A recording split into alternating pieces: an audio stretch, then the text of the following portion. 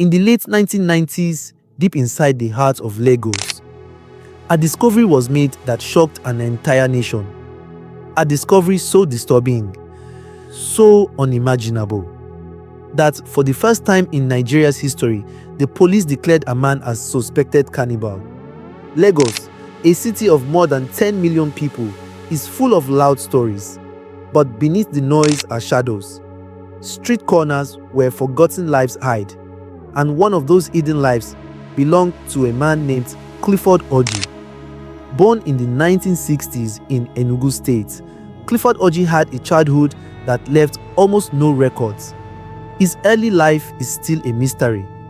No confirmed school history, no stable family structure, no documented career. By the time he reached adulthood, he was wandering Lagos, living on the edge of society. People described him as isolated, unpredictable, mentally unstable, socially disconnected. Orji settled inside a small makeshift structure near the Oke-Afa bridge. The area was heavily bushed then, a forgotten corner, far from the eyes of the public. It was a place where anyone could disappear, and where strange activities could go unnoticed for years. Residents occasionally heard noises at night, saw strange movements, and felt something was wrong around Orji's hut. But Lagos is a city where everyone fights their own battles. Survival first, curiosity last. Until one morning, everything changed. On February 3rd, 1999, a terrifying cry echoed from the shack. A woman's voice, weak, afraid, pleading. Neighbors rushed toward the sound. When they forced the door open, they stepped into a nightmare. Inside the room they found rotten human remains, skull fragments, bones scattered on the floor, blood-stained cooking items, and a woman, alive, bound and chained. The scene sent shockwaves through Lagos. It was the kind of horror Nigerians only saw in movies. But this was real. As the news spread, fear and rage swept through the city. People gathered, confused and terrified. Rumors exploded across the nation. Cannibal, ritualist, human parts dealer. But many claims were never proven in court. Police arrested Clifford Orji immediately. But something stood out. He wasn't resisting. He wasn't angry. He wasn't afraid. He looked lost, confused, disconnected from reality. Interrogators reported incoherent answers, sudden silence episodes of strange behavior. Homicide detectives searched deeper. They found evidence of violence. They found items that suggested human remains had been caught. They found things they couldn't fully explain. But the investigation soon hit a major challenge. Was Clifford Orji a cold-blooded killer, or a deeply mentally ill man abandoned by society? As Lagos demanded justice, investigators discovered more complications. The courts, the delays, the psychiatric reports, and the shocking death of the man Lagos feared. After his arrest, the Lagos State Police charged Clifford Orji with murder, kidnapping, and suspected cannibalism. However, one urgent question stood in the way.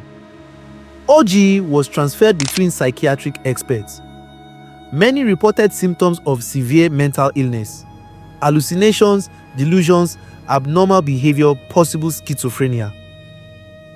This created a legal puzzle. For a suspect to stand trial in Nigeria, he must understand the charges against him. But doctors couldn't confirm Orji's mental stability. Result: the case dragged. Hearings kept being postponed. Paperwork stalled. No progress for months, then years. Clifford Orji was moved to the infamous Kirikiri maximum security prison. There, he lived a life of extreme isolation. Prison officials said he barely spoke. Some days he refused food. His behavior grew worse. Other inmates kept their distance, not because he was violent, but because they believed he wasn't mentally present. For 12 long years, Clifford Orji stayed in prison without a completed trial, one of the longest pre-trial detentions in Nigerian history. Reasons: mental instability, slow judicial process, Missing witnesses, no family support, lack of legal defense. Human rights groups used this case to highlight problems in Nigeria's justice system. By 2010, prison doctors reported severe decline. He suffered mental breakdowns, malnutrition, and health complications. He grew weaker each year. Many believed he had been forgotten. On August 17, 2012, Clifford Orji died inside Kirikiri Prison. Officials said he died from illness, worsened by years of mental struggles and poor access to proper medical care. No family member came to claim his body. He was buried quietly, forgotten. The Clifford Orji case is bigger than one man. It is a story about crime, mental illness, poverty, media, sensationalism, and justice delayed. It forces Nigerians to ask, more than 25 years later, the name Clifford Orji still brings fear, confusion, and debate. But behind the horror lies a deeper truth, that society must never ignore mental illness and justice must never sleep. Thank you for watching. If you found this documentary meaningful, subscribe for more investigation and real-life stories.